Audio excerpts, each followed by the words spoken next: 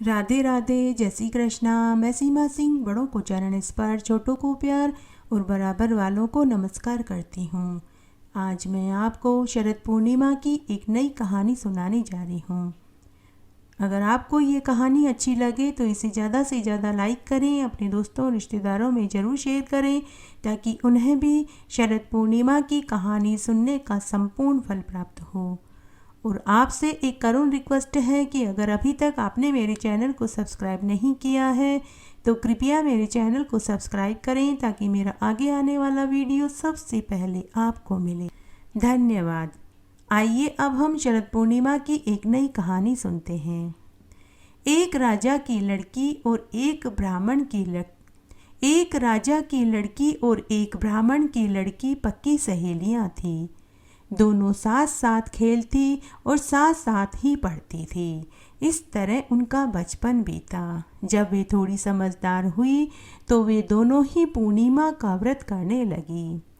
तब ब्राह्मण की बेटी पूरे विधि विधान से पूर्णिमा का व्रत करती तो राजकुमारी अधूरा पूर्णिमा का व्रत करती थी। जब वे बड़ी हुई तो इसे संयोग ही कहें कि दोनों का विवाह भी एक ही गांव में हुआ। राजा की बेटी एक राजा के पुत्र से ब्याह कर गई तो ब्राह्मण की बेटी एक पुजारी के पुत्र से ब्याही गई। ससुराल आने के बाद भी उन दोनों का मिलना जारी रहा। तब राजकुमारी के लड़के होते लेकिन वे होते ही मर जाते थे।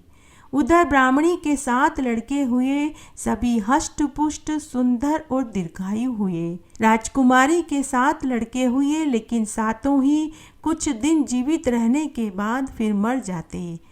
तब राजा ने पंडित जी से इसका कारण पूछा तो पंडित ने राजा से कहा कि राजकुमारी जी विवाह से पूर्व शरद पूर्णिमा का व्रत करती थी लेकिन व्रत पूर्ण नहीं करी और न ही व्रत का उद्यापन किया, इसीलिए इनके पुत्र होते हैं और होते ही मर जाते हैं।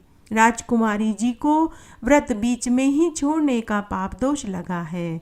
तब राजा ने इसका उपाय पूछा तो पंडित ने कहा कि अगर राजकुमारी जी शरद पूर्णिमा के बचे हुए व्रत पूरे करें और 13 शरद पूर्णिमा के व्रत करें और व्रत का उद्यापन करें। उद्यापन में 13 सुहागिनों को सुहाग के सामान, बर्तन, कपड़े, भोजन खिलाकर के देवें तो ये पाप दोष से छूट सकती है। तब हे राजन, आपको भी लंबी उम्र का बलवान पुत्र पैदा होगा। तब रानी ने पंडित की बताई हुई विधि से बचे हुए शरद पूर्णिमा के व्रत किए और फिर व्रत का उद्यापन किया। उसके बाद रानी को गर्भ ठहर गया और 9वें महीने में रानी को 2 जुड़वा पुत्र पैदा हुए, लेकिन वे दोनों भी कुछ दिनों के बाद मृत्यु को प्राप्त हो गए। तब पंडित को बुलाकर के इसका कारण पूछा तो पंडित ने कहा कि हे महाराज, अब तो एक ही उपाय है।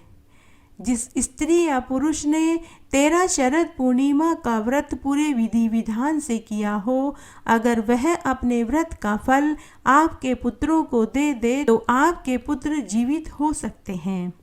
तब राजा ने पूरी नगरी में ये ढिंढोरा पिटवाया कि जिसने भी 13 शरद पूर्णिमा का व्रत पूरे विधि विधान से किया हो तो वे अपने व्रत का फल मेरे मृत पुत्रों को दे देवे तो मेरे दोनों पुत्र जीवित हो जाएंगे और मैं उन्हें मुंह मांगा इनाम दूंगा। लेकिन पूरी नगरी में कोई स्त्री पुरुष नहीं जिसने कि 13 शरद पूर्णिमा के व्रत किए हों। किसी ने 3, किसी ने 5 तो किसी ने 7 ही शरद पूर्णिमा के व्रत किए थे।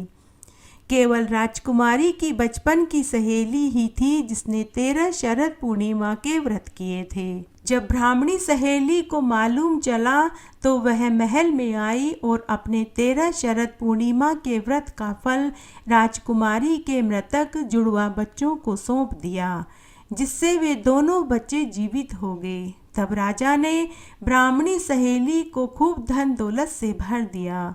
राजकुमारी और ब्राह्मणी की मित्रता और भी गहरी हो गई। तब राजा ने पूरी नगरी में ये ढिंढोरा पिटवा दिया कि सभी को शरद पूर्णिमा का व्रत पूरे विधि विधान से करना चाहिए, 13 साल तक व्रत करके व्रत का उद्यापन करना चाहिए, तभी व्रत का संपूर्ण फल प्राप्त होगा, जिससे दीर्घायु बलवान पुत्र पैदा होगा। तब राजकुमारी और ब्राह्मणी इस जीवन के समस्त सुखों को भोग कर मरने के बाद वैकुंठ को प्राप्त हुई। हे विष्णु भगवान, जैसा आपने शरद पूर्णिमा का फल ब्राह्मणी को दिया और बाद में राजकुमारी को दिया, वैसा सबको देना। कहानी कहने वाले को, सुनने वाले को और हुक्कारा भरने वाले को। घटती हो तो पूरी हो, पूरी हो तो परवान चढ़े, भूले बिसरे नाम तेरे भंडार में भरे। इस तरह आज मैंने आपको शरद पूर्णिमा की एक नई कहानी सुनाई। आशा करती हूँ यह आपको ज़रूर पसंद आएगी। मेरे साथ बने रहने के लिए आपका धन्यवाद। आगे की कथा कहानी के लिए भी आप इसी तरह मेरे साथ बने रहें। धन्यवाद।